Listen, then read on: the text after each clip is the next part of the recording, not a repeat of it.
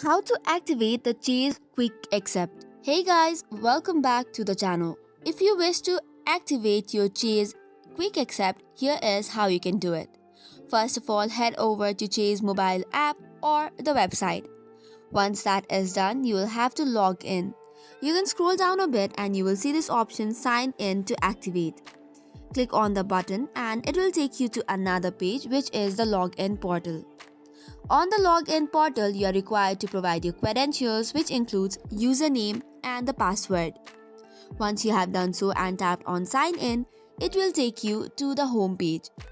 Now from the home page available, you will see the option to accept when you find activate quick accept.